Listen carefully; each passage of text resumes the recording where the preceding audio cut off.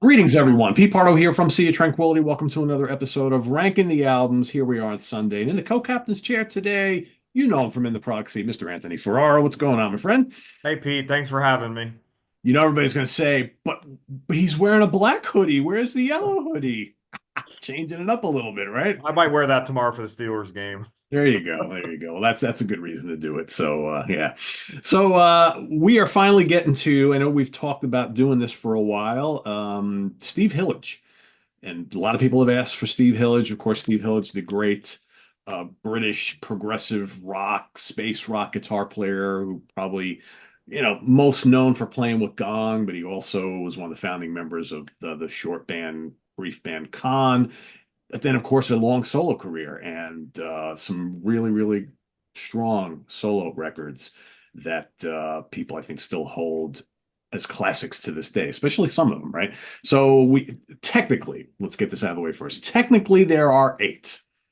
But really, the last two that he did, he released them as separate albums initially, but then they combined them to make a double album, and that's really how it's been packaged ever since.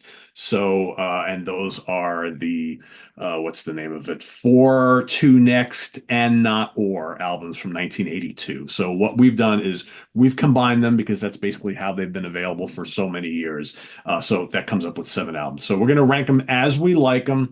And just to go through the the album titles, so that's that one we're gonna do. There's also Open, there's Rainbow Dome Music, there's Green, there is Motivation Radio, and of course L and Fish Rising. Those are the seven albums we're gonna rank, and we've put them in the order of our preference, and that's what we're gonna do right now. We're gonna talk about them, and I've got two hard copies here. Anthony's got the whole set on either CD or vinyl, so we'll show them as we go through. But I'll have Anthony. Why don't we do? Let's do two at a time. So we'll do seven and six. We'll go back and forth, and then we'll reveal our number one. So Anthony, take it away. All right, so my journey with Steve Hillage started either kind of late in my prog life. Back in like 2005, I was reading reviews about Fish Rising. I thought, well, that sounds like something I'd be really into. So I took a chance and ordered it from my local record store, and then I guess, as you can say, the rest is history. After I bought that, I started exploring the catalog, exploring his history, how he came with Gong. As you mentioned, Khan. It's probably my favorite record with Hillage on it. I mean, it's just Hans Spaceship. fantastic. Yeah, Yeah, it's just so good. So that's where my kind of like journey started. And back around 2007, when I was still getting the Prog magazine, is when they started to reissue uh, his early catalog and got a remaster. And he kind of got some notoriety, and people started buying his music again, which is great to hear. So I'm gonna go with my number seven. I hate to say it, but as Pete had mentioned the two albums that he released in 1982, For Two Necks and Not Four is my number seven. It's kind of like they're like albums of the era. New Wave was starting to get big. Um, you know, like the first track, These Uncharted Lands, is fantastic because it has like a catchy keyboard synth sound and his guitar works well, but the rest of it kind of just peters out for me. Now I know where his headspace was because a year later he produced Real Life Heartland when they had the big hit Send Me an Angels. So I think that's where his headspace was around the early 80s. So that's why he kind of went the new wave route. So 4-2 and next what was it 4-2 next and not or is my it's number confusing, I seven. know. All right.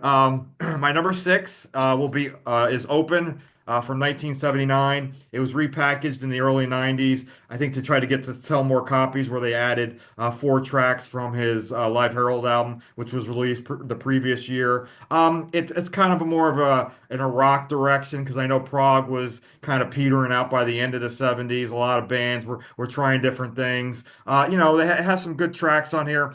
Probably my favorite is oh, I can't even read anymore. Is it Earthrise? Yeah, Earthrise is one of my Right. favorites on here, but it's just not your typical Hillage solo record from the albums previously. So this is gonna be my number six, Open.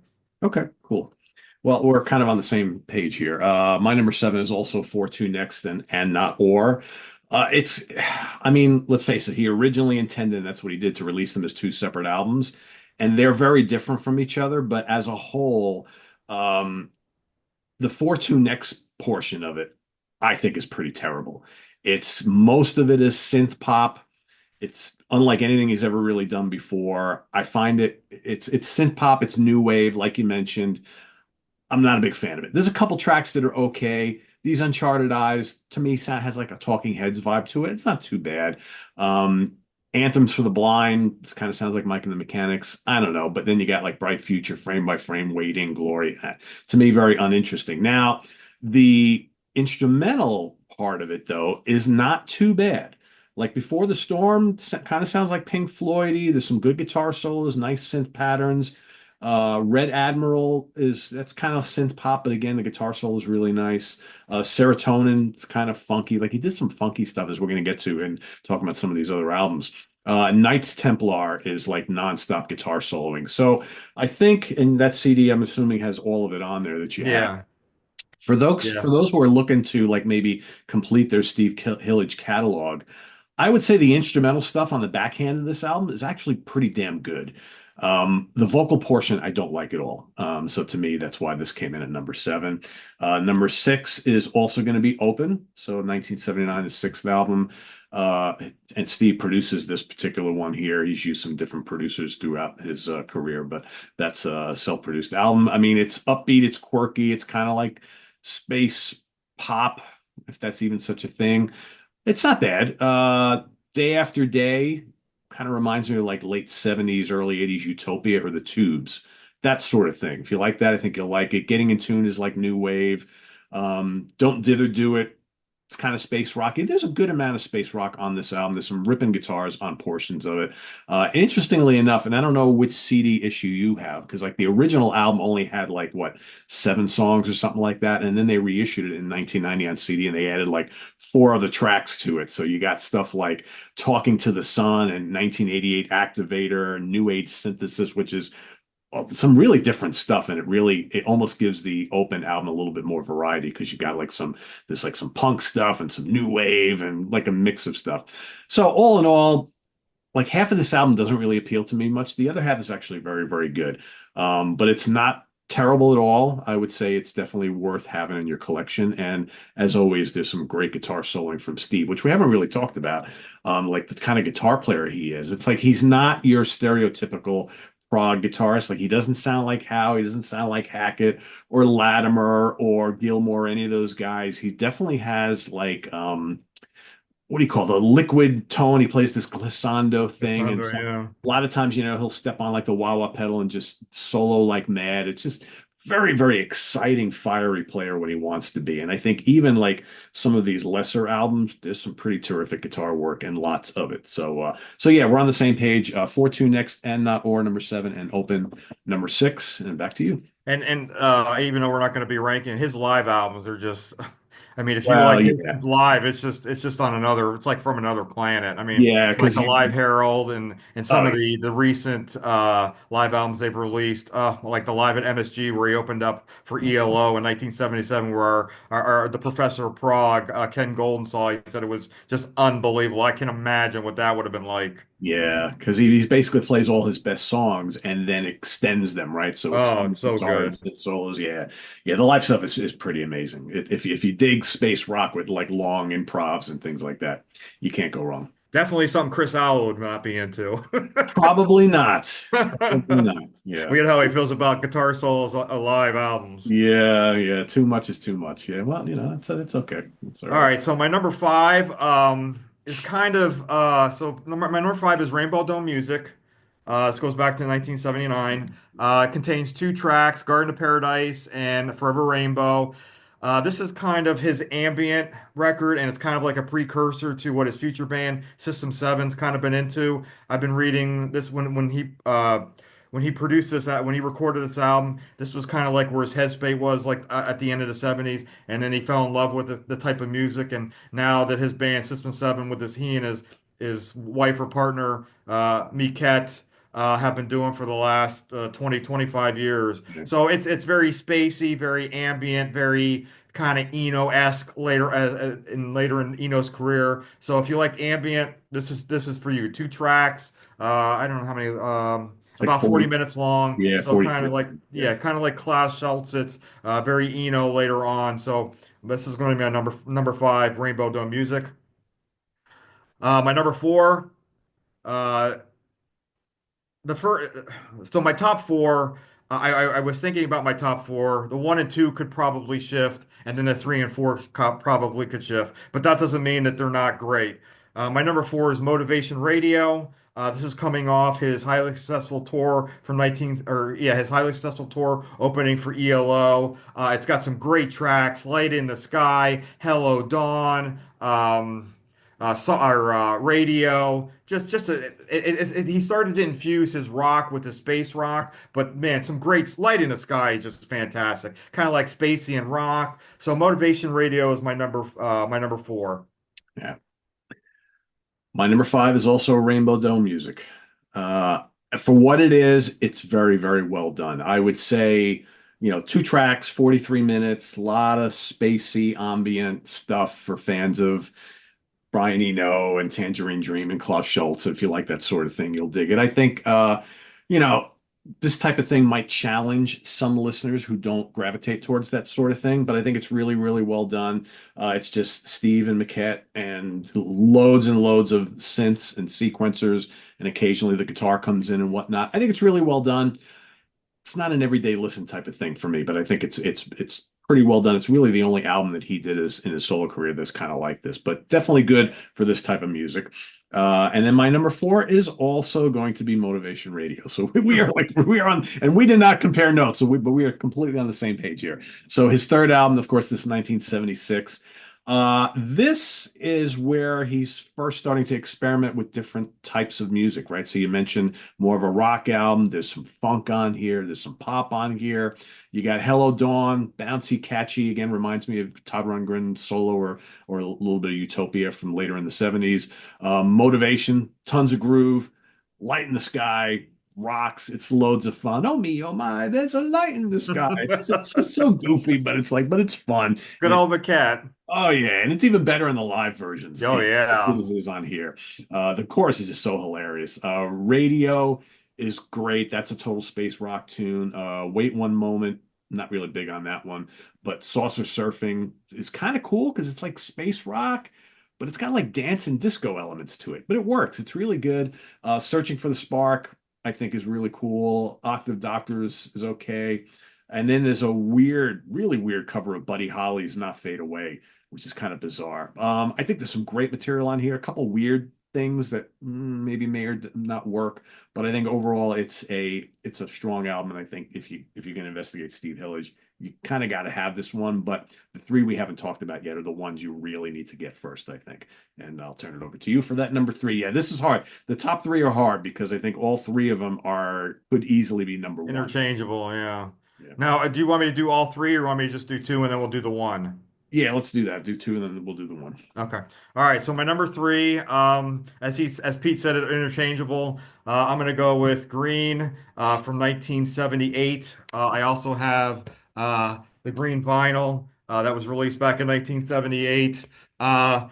Produced by Nick Mason. Yeah. Nick Mason had produced their earlier album, Gong Shamal.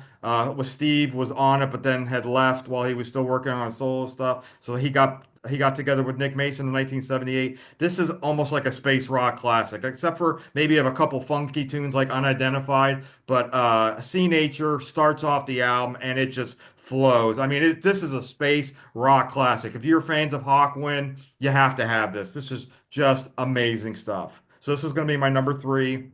My number two is going to be L. L's from 1976, produced by Todd Rundgren and Utopia, and also Todd and Kazum have backing vocals. We have six tracks, four original tracks, sandwiched in between two remakes, Hurdy Gurdy Man from Donovan and All Too Much by George Harrison. And as you could see from all the live albums I have from his period, they were live staples in the show. But my favorite tracks, Electric Gypsy is fantastic. Hurdy Gurdy Glissando. If you haven't seen, go to YouTube, check out his video on the what was that show in England that they used to have? Great Whistle Test The whistle test. You have to check that out. Amazing. And then he has Lunar Music Suite Fantastic track that has a trumpet in there that doesn't need to be there. Talk about an out of place instrument on that song. But this is going to be my number two, Steve Hillage L. This is the album that he was touring with when he opened up for ELO. He kind of broke into America a little bit, and as Steve, I've read. Steve really learned about recording and producing from Todd Rundgren. So this is going to be my number two, Steve Hillage L. Yeah, great stuff. And one of those albums where you don't mind that like probably half the songs are cover songs. Yeah. He makes them their own, right? More about that in a minute. My number three is also going to be Green. Green is pretty damn terrific. I think Nick Mason does a fine job producing the album. There's a lot of great material in here. Again, it's space rock, it's classic space rock, but you have a little funk and dance rock elements, electronic things going on, but it's blended really, really well. And Steve is using the Roland guitar synthesizer quite a bit on this album, which is kind of cool. It gives different flavors all throughout, so it's kind of neat. Sea Nature, love that. We haven't talked about it, but Steve's vocals, I think, are really underrated. He's got this kind of dreamy quality about the way he sings, which I really like, and it perfectly fits the music. I'll never say he's like one of the greatest singers of all time, but his voice really suits this type of music. So Hmm. really, really well done. Ether Ships is great. Music of the Trees, I like. UFO over Paris, I think, is just blazing. And man, some of the guitar playing on that is just so good. You mentioned Unidentified Flying Being. I mean, that's like the pure funk song on the Oh, album. major, major. I think it worked. I think it's great though. Oh, I I really know. like It, it and a it lot. works on the and it kind of works on the flow of the record. But It man, totally I'll does. tell you, he has a lot of different styles, and you're right. His vocals, I think, fit that space rock Yeah. kind of like genre that he's kind of into. Yeah, for sure. And kudos to Joe Blocker, who plays drums on this album. He's really good drummer. A guy like I don't know anything else that he's done, but he's really good on here. Ley Lines to Glassdom, that's got Nick Mason playing drums on it. That's kind of like one of those kind of synthy space rock explorations. And then Steve comes in and just wows with another guitar solo. I love Crystal City, which is probably the big rock song on the record. And then the glorious riff Oh yeah, is that's really awesome. good. That's really good. This is a really strong album. I almost pushed this to my number two. Uh, but that's the issue. The top three are like just about equally as good. It just, I guess, depends on which one has songs that you relate to a little bit more. So I put this at number three. But my number two is also going to be L. Recorded in Woodstock, New York, just 25 minutes from where I live here, produced by Todd Rundgren. Again, half covers, half original songs, but he makes the covers his own. And that's what I love about it. I mean, Hurdy Gurdy, man, is so well done. It's like whimsical, but it rocks. The guitar solos are killer. Even better when he does it live. Hurdy Gurdy Glissando is weird and trippy. That's really cool. I love the fact that you have like pretty much all of Utopia on here because you got Roger Powell is playing synths on this album, and I love when he's doing these solo trade-offs with Steve. I mean, it's just blazing stuff. I love it. Electric Gypsies, so good. You got Wilcox is playing drums on here as well. It's so good. Om Namah Shivaya is fun. It's weird. Great solos. Lunar Music Suite. To me is basically like part two of Solar Music Suite, which we're going to talk about in a minute. It's amazing. It's mandatory space rock here. And you know what? I don't mind the trumpet too much. Yeah, it doesn't It just doesn't belong, fit. but it's Don Cherry and he's a legend. And it's like it's just so weird when it just comes in. You're like, oh, okay, what's that all about? It's like, oh, but it's Don Cherry, so it's like, yeah, whatever. And I think it's all too much is terrific. I think he does a great job on this. We've done shows on the channel over the years where we talk about the great cover songs or the underrated cover versions and stuff like that. And it's George Harrison. But it's one of the great covers of all time. Just if you haven't heard "It's All Too Much" by Steve Hillage, go check it out. It's really, really great. So yeah, for me, this is nearly my number one. It's so good. And let's talk about that number one, shall we? Just a little geeky tidbit in there. When this album was released, and then he broke into America and opened up for ELO, he had Clive Bunker, ex Jethro Tull drummer, on drums for the tour. Just for Yeah. you Jethro Tull geeks out there. Yeah, I mean, and it's quite frankly a great choice, and it's a shame they didn't do any albums with him. But and for everybody who wants to see, I knew there was a picture here. That's Steve and Todd Rundgren kind of hanging out in Woodstock while they're recording this album. Very, very cool. Todd worked with a lot of really good artists over the years, from a production standpoint. Now, now speaking of the remasters, so these were released probably like 2007. Um, there's a track in here called Shimmer where Yep. his ex-bandmate Tim Blake from Gong, they wrote a track back when they were in Gong together. Just amazing little keyboard synth piece, amazing, absolutely amazing. But my And number Eight one is Miles High Pete. is pretty good too. We should mention that. Eight What was Miles that? done well. What was that again, Pete? His version of 8 Miles High is done pretty Oh well. yeah, that is really good. Yes. Yeah. Yes, he and the thing and is all too much is it's been with such a live staple. Most of his shows he opens up with it, Yeah. Yeah. so you could tell he was a big fan of the Beatles or Oh George yeah, Harrison. for sure, for sure. All right, but my number one, this is where it all started. Fish Rising, 1975, as our good friend George Lamy always says. Anthony says that 1975 is the greatest year in music. So Gee, let me Fish guess. Rising Are is you my going to be number talking about one. 1975 at Fall Fest in a couple of weeks? Probably. Right? So this is where it all started. A psychedelic masterpiece. He brought on Dave Stewart, his fellow bandmate from Con. Tim Blake is on here. I think Pip Pyle is on here on the drums. Just you open up with so, Solar Music Suite, which is a 16-minute just bombastic psychedelic track. The mediation of the snake is a nice little instrumental. The kind of like the kind of like the song that he's known for, the Salmon song. Kind of a great rocker, and then this ends with the psychedelic masterpiece Afterglow. Just amazing space rock psychedelia. If you're looking for something like that, you have to go with Steve Hillage, Fish Rising. And most people who are Gong fans or Hillage fans will say this is his masterpiece. So Fish Rising is my number one.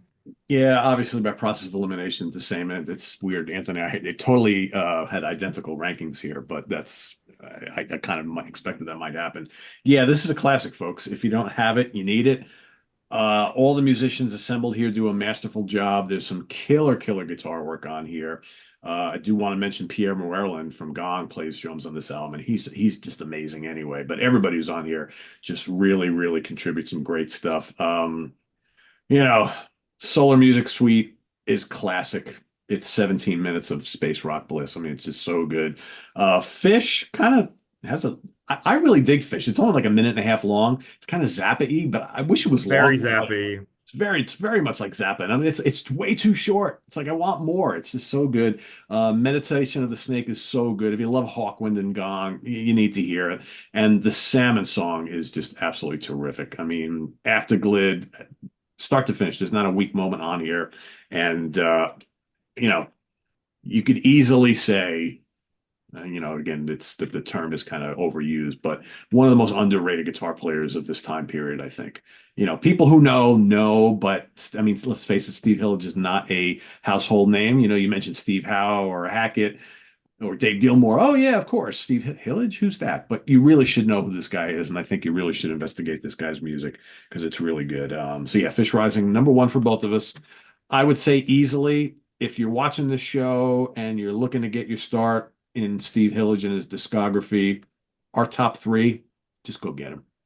That's you won't go wrong on any of the three albums that made our top three. And then if you really like that, then you can go investigate the rest of the catalog. But I think the first three we mentioned, or our top three, I should say, are mandatory. And I don't want to slight Motivation Radio because that's got some really good stuff on it too. But yeah, classic stuff. Classic stuff. So.